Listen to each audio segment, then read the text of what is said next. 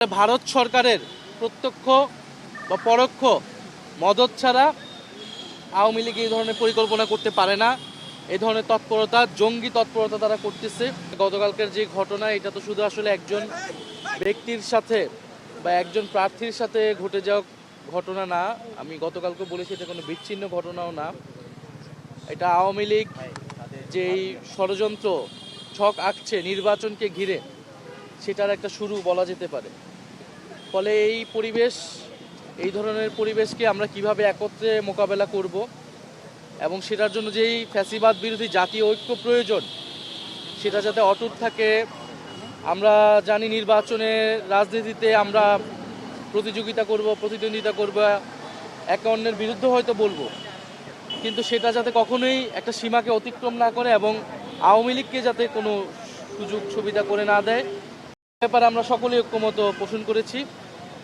এবং জুলাই গণ অভ্যুত্থানকে যেভাবে পরিকল্পিতভাবে ভিলিফাই করা হচ্ছে, মিডিয়া থেকে শুরু করে বিভিন্ন জায়গায় টকশোর মাধ্যমে, আওয়ামী লীগকে রাজনীতির মাঠে আসার একটা স্বাভাবিকীকরণ প্রক্রিয়া, একটা নর্মালাইজিং প্রসেস আমরা দেখতে পাচ্ছি।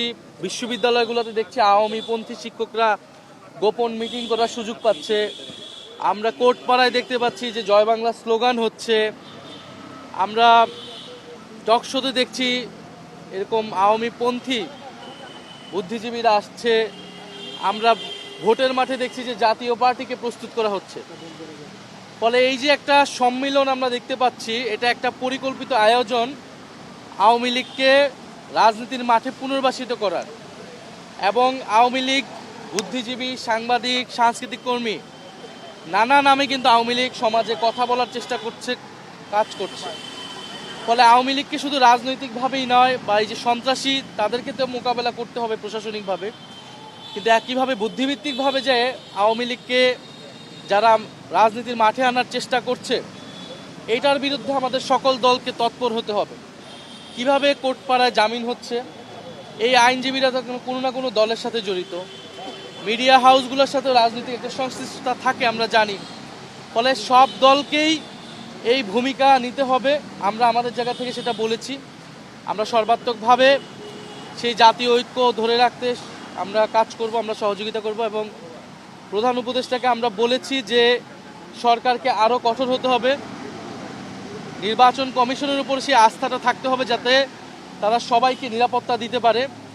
এবং অবশ্যই ওসমান হাদির যারা হত্যা চেষ্টায় জড়িত, আমরা তাদেরকে তো অবিলম্বে আজকের মধ্যে আমরা গ্রেফতার চেয়েছি। এবং শুধু তারাই নয়, বরং এই যে পরিকল্পনার সাথে যারা জড়িত, তাদেরকেও যাতে সরকার কঠোর ব্যবস্থা নেয় আওয়ামী লীগের বিরুদ্ধে। এবং আমাদের আরেকটা জিনিস মনে রাখতে হবে যে আওয়ামী লীগ এই সকল পরিকল্পনা করতেছে দিল্লিতে বসে।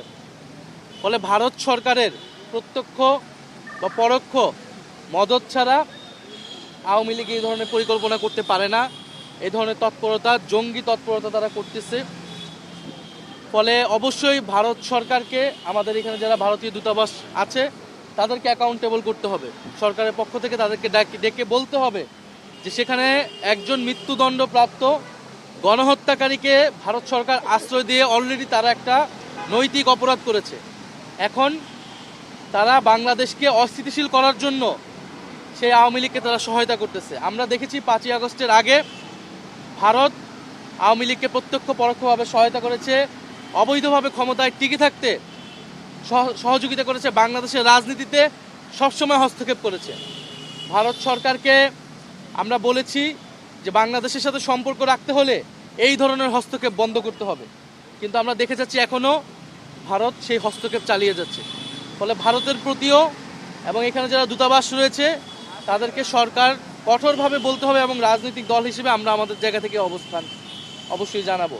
সর্বোপরি জনগণের প্রতি আমাদের আহ্বান থাকবে যে রাজনৈতিক দলের জায়গা থেকে আমরা ঐক্যের আহ্বান জানাচ্ছি, কিন্তু জনগণের ভিতরে যেই দল মতেরই হোক না কেন, সে ঐক্যটা লাগবে। এবং ভোটের মাঠে যে আওয়ামী লীগের ভোট নেওয়ার যে একটা প্রতিযোগিতা আমরা দেখতে পাই, সেইটা যাতে আমরা খুবই সতর্কভাবে, সচেতনভাবে করি। কারণ সেই আওয়ামী লীগ ঢুকে আপনার দলের নেতাকে যে হত্যা করবে না, তার নিশ্চয়তা নাই, কারণ গতকালকে আমরা সেটা দেখেছি।